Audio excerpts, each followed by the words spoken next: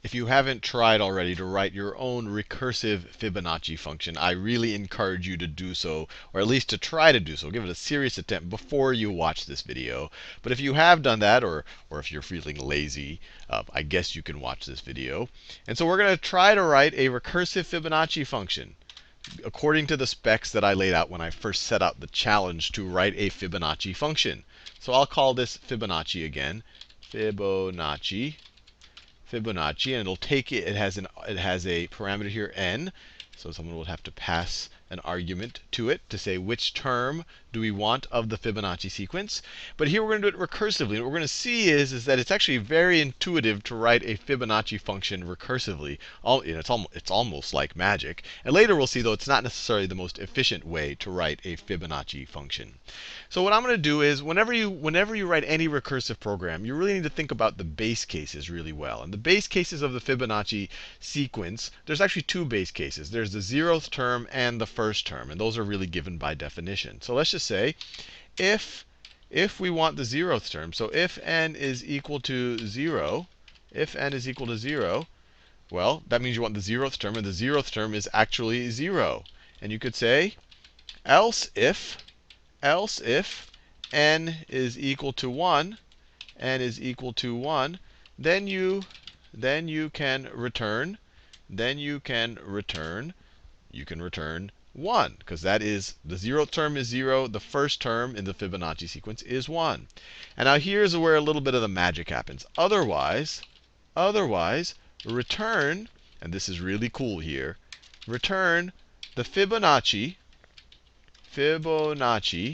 of n minus 1, so whatever the previous term in the Fibonacci sequence is, plus Fibonacci of n minus 2. And I think this should work. And that's why it seems magical. Because all we're saying, hey, look, if you want the 0th term, it's 0. If you want the first term, it's 1. Let me put some spaces here. If you want the first term, it is 1. If you want any other term, so else, if you want, and this is else if, but else, if neither of these are true, if it's neither 0 nor 1, if it's some other number, it's going to be, and we're going to assume that you're inputting some non-negative integer over here, right over here. This would break down if you did something non-negative integer over the non-negative term. But assuming you have a non-negative integer, then you say, look, if it's not the 0th term or the first term, then just take the Fibonacci of whatever one term less than it is plus 2 terms less than that. And you could try it out. For example, let's say you took Fibonacci of 2. Or then n is not 0, so you won't do this. N is not 1, so you won't do this. So you'll say return Fibonacci of 2 minus 1, so that's Fibonacci of 1, plus Fibonacci of 2 minus 2, plus Fibonacci of 0. Well, we know Fibonacci of 1 evaluates to 1, and Fibonacci of 0 evaluates to 0. So it'll be 1 plus 0, or just 1.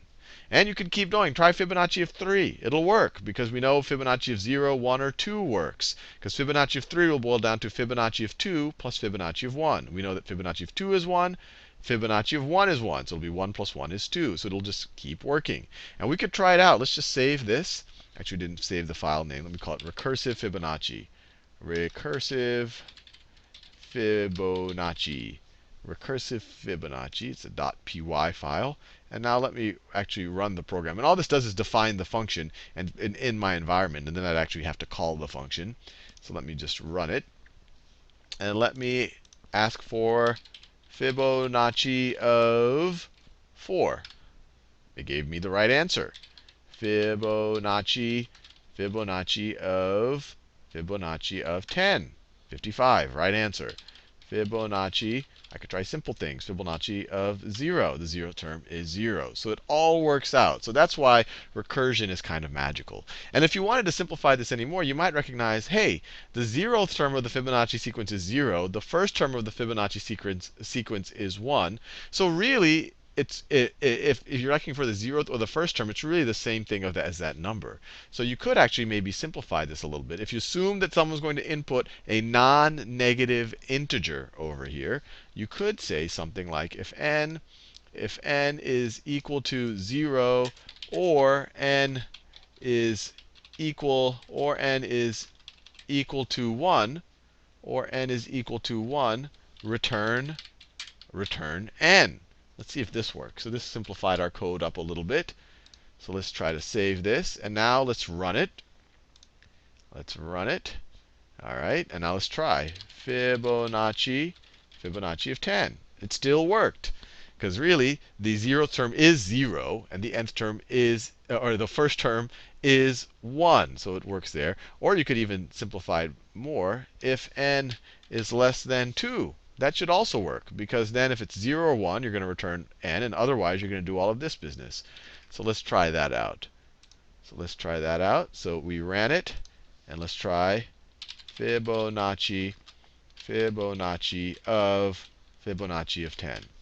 Now, it seems like the computer is able to do this really quickly and all of that and all the rest of it. But if you really want to see all of the work that's being done, all of the calls to Fibonacci, what you can do is, let's put a print in here. So that every time Fibonacci gets called, it prints Fibonacci.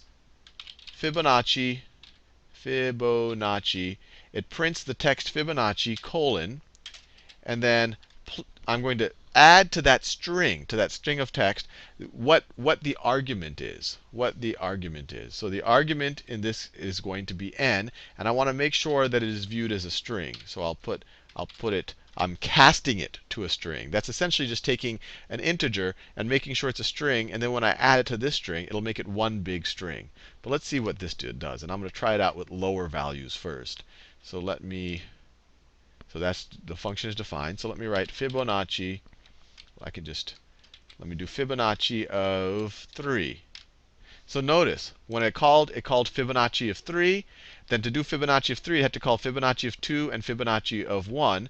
And then to do Fibonacci of 2, it had to call Fibonacci of 0 and Fibonacci of 1. So it had to do all of these calls to Fibonacci just to calculate the Fibonacci of 3. And then eventually it gave you the answer. If you did like Fibonacci of 10, it's going to go really crazy. So I'm not even going to do that. Let me just do Fibonacci of like 6. And you're going to see how many calls to Fibonacci it had to do. So it had to do all of these calls to Fibonacci. So it was actually a very computationally intensive thing to do. But the computers are super fast, so you don't even notice it. But in the future, we'll talk a little bit more. How do we think about how computationally intensive different ways of implementing a function can be?